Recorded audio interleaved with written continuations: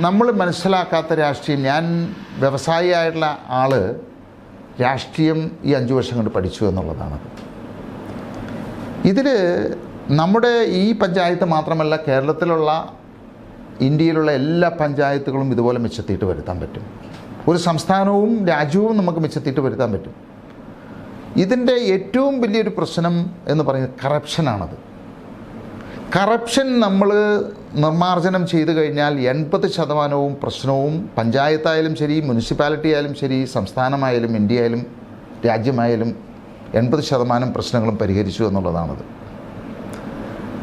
ഇവിടെ ഞങ്ങൾ ചെയ്തത് കറപ്ഷൻ 100% നിർമ്മാർജ്ജനം ചെയ്തു.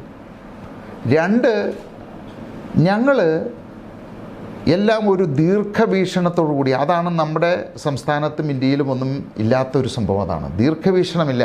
നാളെ എന്താണ് എന്നുള്ളൊരു വിചാരം ആർക്കുമില്ല. ദീർഘവീക്ഷണത്തോടു കൂടി എല്ലാം സയൻറ്റിഫിക്കായിട്ട് പഠിച്ച് സിസ്റ്റമാറ്റിക്കായിട്ട് ഡിസിപ്ലിനായിട്ട് ഇംപ്ലിമെൻ്റ് ചെയ്തു എന്നുള്ളതാണത്. വേറെ ഒന്നും ചെയ്തിട്ടില്ല ഇതിനകത്ത്. അപ്പോൾ കറപ്ഷൻ സ്വീപ്പ് ഔട്ട് ചെയ്തു. ജനങ്ങളുടെ പൈസ 1 രൂപ മുടക്കുമ്പോൾ 1 രൂപ 1 പൈസയുടെ മെച്ചം അവർക്ക് ഉണ്ട് എന്ന് ഞങ്ങൾ എൻഷുർ ചെയ്തു. അത് ഓരോ വർക്കുകളും, ഇപ്പോൾ ഒരു ഉദാഹരണത്തിന് റോഡ് 1 കോടി രൂപ അനുവദിച്ചു കഴിഞ്ഞാൽ അതിൻ്റെ 60 ലക്ഷം രൂപ ലൂട്ട് ചെയ്യപ്പെടുകയാണ്. ഉദ്യോഗസ്ഥന്മാരും രാഷ്ട്രീയക്കാരും കോൺട്രാക്ടറി കൂടിയിട്ട് എടുക്കുകയാണത്. ബാക്കി 40% മുടക്കുന്നത്. അപ്പോൾ 1 കോടി രൂപ മുടക്കേണ്ട സ്ഥലത്ത് 40 ലക്ഷം മുടങ്ങുമ്പോൾ ആ റോഡിൽ ടാറും ഉണ്ടാവില്ല, മെറ്റലും ഉണ്ടാവില്ല, അതിൻ്റെ സ്പെസിഫിക്കേഷൻ മീറ്റ് ചെയ്യില്ല. അപ്പോൾ എന്താ ഉണ്ടാവണമെന്ന് വെച്ച് കഴിഞ്ഞാൽ ടാർ ചെയ്ത് പോകുന്നതിൻ്റെ പുറകെ ഇത് പൊളിഞ്ഞു പോകും. അപ്പോൾ ഫലത്തിൽ 1 കോടി രൂപയും വേസ്റ്റായി എന്നുള്ളതാണത്. ഞങ്ങളതിന് പകരം 1 കോടി രൂപയുടെ വർക്ക് ചെയ്യുന്ന സമയത്ത് ആ 1 കോടി രൂപയും അവിടെ ഇൻവെസ്റ്റ് ചെയ്യുന്നുണ്ട് എന്നുള്ളത് എൻഷുർ ചെയ്തു. വന്നു കഴിഞ്ഞപ്പോൾ ടാർ ചെയ്ത റോഡുകൾക്ക് അടുത്ത വർഷം പണം മുടക്കേണ്ടതില്ല. മറ്റുള്ളത് എന്താണ്, റിക്കറിങ് എക്സ്പെൻസ് വന്നുകൊണ്ടിരിക്കുക. ഈ റോഡ് ഈ വർഷം ടാർ ചെയ്യുന്നു, അടുത്ത വർഷം വീണ്ടും ടാർ ചെയ്യുന്നു, പിന്നത്തെ വർഷം വീണ്ടും ടാർ ചെയ്യുന്നു. അപ്പോൾ ചെയ്ത പണികൾ തന്നെ വീണ്ടും വീണ്ടും നമ്മൾ ചെയ്തുകൊണ്ടിരിക്കുക. നമ്മുടെ കേസുകളിൽ ഇപ്പോൾ സംഭവിക്കാൻ പോകുന്നത്, ഇന്നത്തെ സാഹചര്യത്തിൽ ഇന്ന് ഞാൻ പോരുന്ന സമയത്ത് 19 കോടി രൂപ ബാലൻസ് ഉണ്ട് കിഴക്കമ്പലം പഞ്ചായത്തിൽ. ഞങ്ങൾ കയറുന്ന സമയത്ത് പല പഞ്ചായത്തുകളുടെയും വിവിധ ഇതിലാണ് 1 കോടി രൂപ 2 കോടി രൂപ വരെ കടം ഉള്ള പഞ്ചായത്തുകളായിരുന്നു. ഇപ്പോൾ കുന്നത്താട് പഞ്ചായത്ത് ഏതാണ്ട് 2 കോടി രൂപ നഷ്ടത്തിലല്ല, ഷോർട്ടേജായിരുന്നു. അപ്പോൾ ഇപ്പോൾ ഞങ്ങൾ ആ പഞ്ചായത്തുകൾ അറ്റ്ലീസ്റ്റ് സ്റ്റെബിലൈസ് ചെയ്തു എന്നുള്ളതാണത്.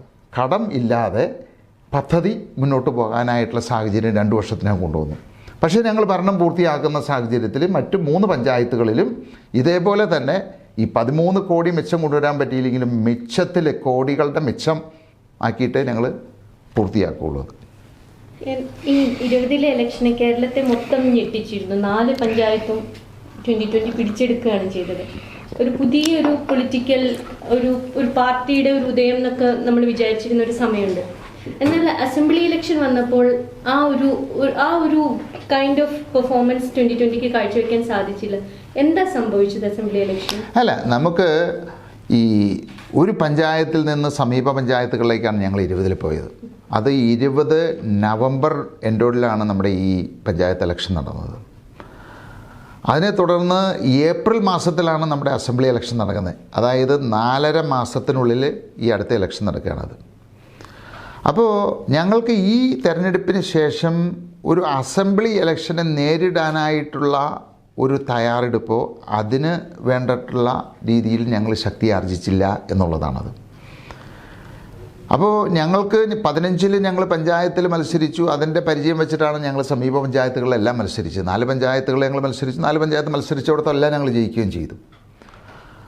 പക്ഷേ ഒരു നിയമസഭാ ഇലക്ഷൻ എന്ന് പറയുമ്പോൾ അതിനേക്കാൾ വളരെയധികം ഏരിയകൾ വരുന്നു. ഏതാണ്ട് 8ഉം 10ഉം പഞ്ചായത്തുകൾ വരുന്നതാണ് ഒരു നിയമസഭ തന്നെ വരുന്നത്. അങ്ങനത്തെ 8 സ്ഥലത്താണ് ഞങ്ങൾ മത്സരിച്ചത്. അപ്പോൾ ഞങ്ങൾക്ക് ചുരുക്കി പറഞ്ഞാൽ ഒരു വാർഡ് കമ്മിറ്റികൾ പോലും അവിടെ ഉണ്ടായിരുന്നില്ല എന്നുള്ളതാണ്. അങ്ങനെ മത്സരിക്കണം, നിയമസഭയിലേക്ക് ഈ 21-ലെ ഇലക്ഷനിൽ മത്സരിക്കണം എന്നുള്ളൊരു പദ്ധതി ഞങ്ങൾക്കുണ്ടായിരുന്നില്ല. വളരെ പെട്ടെന്ന് എടുത്ത ഒരു തീരുമാനമാണ്. ആ തീരുമാനമെടുക്കാനും കാരണം 2020-ലെ പഞ്ചായത്ത് ഇലക്ഷനിൽ ഈ പറയുന്ന ഉദ്യോഗസ്ഥ രാഷ്ട്രീയ എല്ലാ ആളുകളും കൂടി കൂടിയിട്ട് പോലീസ് സംവിധാനവും എല്ലാം ഉപയോഗിച്ച് ഞങ്ങളുടെ ഏതാണ്ട് 16 ബൂത്തുകൾ തന്നെ ഇവർ കണ്ണൂർ മോഡലിൽ പിടിച്ചെടുത്തു. അവരുടെ പൂർണ്ണമായിട്ടുള്ള നിയന്ത്രണത്തിലായിരുന്നു. അവരെന്ന് വെച്ചാൽ കമ്മ്യൂണിസ്റ്റുകാരും കോൺഗ്രസ്സുകാരും കൂടി കൂടിയിട്ട് ഏതാണ്ട് 1200ഓളം ആളുകൾക്ക് ഞങ്ങൾക്ക് വോട്ട് ചെയ്യാനേ സാധിച്ചില്ല ഭീഷണി മൂലം. ഏതാണ്ട് 40 പേരെ അവർ ആക്രമിച്ചു, ബൂത്തിലിട്ട് ആക്രമിച്ചു, ചെന്ന കുടുംബങ്ങളെ ആക്രമിച്ചു. അങ്ങനെ വലിയൊരു ഭീകര അന്തരീക്ഷമാണ് അവിടെ സൃഷ്ടിച്ചത്. അപ്പോൾ ആ ഒരു സാഹചര്യം വന്നു കഴിഞ്ഞപ്പോൾ ഇതുപോലെ ജനാധിപത്യത്തെ തന്നെ വെല്ലുവിളിക്കുന്ന, അല്ലെങ്കിൽ ഒരു മനുഷ്യന് അവൻ്റെ അഭിപ്രായ സ്വാതന്ത്ര്യം, അവൻ്റെ വോട്ട് ചെയ്യാനായിട്ടുള്ള അവകാശം വരെ നിഷേധിക്കുന്ന ഒരു സാഹചര്യം വന്നപ്പോഴാണ് ഞങ്ങൾ അസംബ്ലിയിലേക്ക് മത്സരിക്കുമെന്ന് ആ പഞ്ചായത്ത് തിരഞ്ഞെടുപ്പിൻ്റെ റിസൾട്ട് വന്നതെന്നാണ് ഞങ്ങൾ തീരുമാനമെടുത്തത്. അത് ആ ജനാധിപത്യത്തെ വെല്ലുവിളിക്കുന്ന ശക്തികൾക്കെതിരെ മത്സരിക്കാനായിട്ട് അന്നെടുത്തൊരു തീരുമാനമാണ്. അല്ലെങ്കിൽ ഒരിക്കലും 21 മത്സരിക്കാൻ ഞങ്ങൾ പ്രിപ്പയർഡ് അല്ലായിരുന്നു, 26 മത്സരിക്കാൻ ഞങ്ങൾ തീരുമാനിച്ചിരുന്നത്. അപ്പോൾ വളരെ പെട്ടെന്നുണ്ടായ സാഹചര്യങ്ങളുണ്ടായതുകൊണ്ട് ഞങ്ങൾ മത്സരിച്ചതാണ്. അതുകൊണ്ടാണ്. പക്ഷേ അങ്ങനെ മത്സരിച്ച് ഒരു വാർഡ് കമ്മിറ്റി പോലും ഇല്ലാതെ ഞങ്ങൾ 8 നിയോജക മണ്ഡലത്തിൽ മത്സരിച്ചിട്ട് 14.9% വോട്ടുകളാണ് ഞങ്ങൾ ഒറ്റയ്ക്ക് നിന്ന് നേടിയത്. നമ്മുടെ UDF, LDF, NDA എന്ന് പറയുമ്പോൾ 26 രാഷ്ട്രീയ പാർട്ടികൾ, ദേശീയ രാഷ്ട്രീയ പാർട്ടികൾ അടങ്ങുന്നതാണ് ഈ 3 സഖ്യങ്ങളോട്. 2020 എന്ന് പറഞ്ഞാൽ ഒരു പ്രാദേശിക പാർട്ടി ഒറ്റയ്ക്ക് നിന്ന് 3 ദേശീയ മുന്നണികളോട്, 26 രാഷ്ട്രീയ പാർട്ടികളോട് ഏറ്റുമുട്ടി ഇൻഡിപെൻഡൻ്റ് ആയിട്ട് 14.9% വോട്ട് നേടിയെന്ന് പറഞ്ഞാൽ ഇന്ത്യയിലെ അല്ല, ലോകത്തിലെ തന്നെ ഒരു ചരിത്രമാണത്. അവിടെ ഞങ്ങൾ വിജയിക്കുകയും ചെയ്തിട്ടുണ്ട്. നമ്മൾ അതിനെ സയൻറ്റിഫിക്കായിട്ട് അതിനെ വിലയിരുത്തുകയാണെന്നുണ്ടെങ്കിൽ ഞങ്ങൾ നേടിയ ഒരു ചെറിയ പാർട്ടി ഒറ്റയ്ക്ക് നിന്ന് നേടിയത് CPM തനിയോ കോൺഗ്രസ് തനിയോ നിന്നാൽ പോലും നേടാൻ സാധിക്കുന്നതിനേക്കാൾ കൂടിയ പെർസെൻറ്റേജാണ് ഞങ്ങൾ നേടിയിരിക്കുന്നത്. 2026 പ്ലാൻ എന്തായിരിക്കും? അല്ല, അതിനുശേഷം 21 തെരഞ്ഞെടുപ്പ് ഞങ്ങളെ ശരിക്കും എന്താണ്, എങ്ങനെയാണ് രാഷ്ട്രീയം എന്നുള്ളതൊക്കെ പഠിപ്പിച്ചു. ഞങ്ങളെ സംബന്ധിച്ച് ഈ 8 നിയോജക മണ്ഡലത്തിൽ ഒരു പരീക്ഷണ അടിസ്ഥാനത്തിൽ വലിയ ഒരു നമുക്ക് ഒരു ട്രെയിനിങ് അതിൽ കിട്ടിയത് ഞങ്ങളുടെ പ്രവർത്തകർക്കും എല്ലാവർക്കും. ഇനിയിപ്പോൾ ഒരു അസംബ്ലി അല്ലെങ്കിൽ പാർലമെൻറ്റിലേക്ക് എങ്ങനെയാണ് ഇലക്ഷന് നേരിടേണ്ടത്, അല്ലെങ്കിൽ മത്സരിക്കേണ്ടതെന്ന് ഞങ്ങൾക്ക് വളരെ വ്യക്തമാണത്. ഇന്ന് UDFും LDFും പോലെ തന്നെ ഒരു മുന്നണി ആയിട്ട് ഞങ്ങൾ രൂപപ്പെട്ടിരിക്കുക. അപ്പോൾ അതിൻ്റെ തുടക്കം 2024 പാർലമെൻറ്റ് ഇലക്ഷനാണോ, 2025 ത്രിതല പഞ്ചായത്ത് തിരഞ്ഞെടുപ്പാണോ, അല്ലെങ്കിൽ 26 നിയമസഭാ തിരഞ്ഞെടുപ്പാണോ എന്നുള്ള കാര്യത്തിൽ ഞങ്ങൾ അന്തിമമായിട്ടൊരു തീരുമാനമെടുത്തിട്ടില്ല. കാരണം അത് ഇപ്പോൾ നമ്മുടെ സഖ്യകക്ഷിയുമായിട്ട് അവരുമായിട്ട് സംസാരിക്കേണ്ടതായിട്ടുണ്ട്. അതിനെപ്പറ്റി ആലോചിച്ചുകൊണ്ടിരിക്കുകയാണ്. ഏതായാലും കേരളത്തിൽ അങ്ങോളം ഇങ്ങോളം എന്താ പറയുക, ഒരു ഇത് സ്റ്റാമ്പുള്ളൊരു പൊളിറ്റിക്കൽ അലയൻസ് ആയിട്ട് തന്നെ 2020 ഉണ്ടാവും. ഇപ്പോൾ ഞങ്ങൾ 2 കൂട്ടരും ഇപ്പോൾ ഈ സഖ്യം ഉടലെടുത്തതിന് ശേഷം 2 കൂട്ടരും അവരുടേതായിട്ടുള്ള രീതിയിൽ കേരളത്തിൻ്റെ വിവിധ പഞ്ചായത്തുകളിൽ വാർഡ് തല അടിസ്ഥാനത്തിൽ പാർട്ടി ശക്തിപ്പെടുത്തിക്കൊണ്ടിരിക്കുകയാണ്. AIPയുടെ എത്ര മാത്രം അവർക്ക് മെമ്പർഷിപ്പ് ഉണ്ട് എന്ന് എനിക്കറിയില്ല. അവരും മെമ്പർഷിപ്പ് ക്യാമ്പയിനും അതിൻ്റെ പ്രവർത്തനമായിട്ട് മുന്നോട്ട് പോയിക്കൊണ്ടിരിക്കുകയാണ്. ഞങ്ങൾ ഇപ്പോൾ ഏതാണ്ട് 42 ദിവസമായിട്ടുള്ളൂ ഞങ്ങൾ ഈ ഞങ്ങളുടെ മെമ്പർഷിപ്പ് ക്യാമ്പയിൻ തുടങ്ങിയിട്ട്. ഇപ്പോൾ ഇതുവരെ ഏതാണ്ട് 7 ലക്ഷം ആളുകൾ കേരളത്തിലൊട്ടാകെ ഞങ്ങൾക്ക് മെമ്പർഷിപ്പ് കിട്ടിക്കഴിഞ്ഞു. എനിക്ക് തോന്നുന്നു മറ്റു പാർട്ടികളുടെ വ്യക്തം അല്ല, കേരളത്തിൽ മാത്രമുള്ള കാര്യമാണ് പറഞ്ഞത്. 14 ജില്ലകളിലായിട്ട്. അപ്പോൾ അത് തന്നെ കാണിക്കുന്നത് അതിൻ്റെ ശക്തിയാണത്. ഞാൻ മനസ്സിലാക്കിയത് 7 ലക്ഷത്തിൽ കൂടുതൽ അംഗത്വമുള്ള പാർട്ടി കമ്മ്യൂണിസ്റ്റ് പാർട്ടി മാത്രമേ ഉള്ളൂ എന്നാണ് ഞാൻ മനസ്സിലാക്കുന്നത്. ഈവൻ കോൺഗ്രസ്സിന് പോലും 5 ലക്ഷം ഉള്ളൂ എന്നാണ് ഞാൻ മനസ്സിലാക്കുന്നത്. ഔദ്യോഗികമായിട്ടുള്ള ഇത് അതിൻ്റെ കണക്കുകൾ അവർക്കേ അറിയൂ. അതൊരു വലിയ ജമ്പാണ്.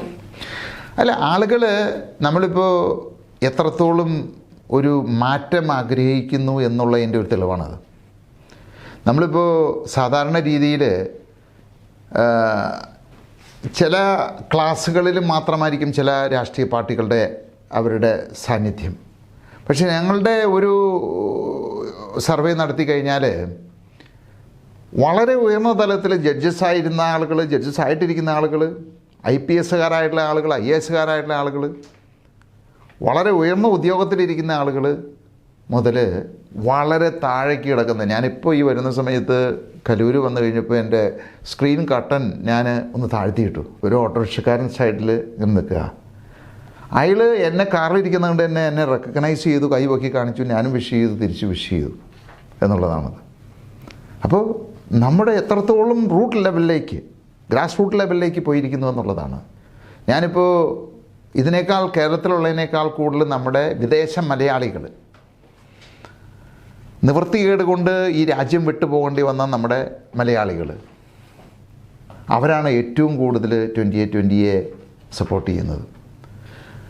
ഞാൻ ഏതൊരു വിദേശയാത്ര നടത്തുമ്പോൾ എയർപോർട്ടിൽ പോയി കഴിഞ്ഞാൽ ഒരു 100 പേരെങ്കിലും ചുരുങ്ങിയത് എൻ്റെ കൂടെ ഒന്ന് ഫോട്ടോ എടുക്കാറുണ്ട്.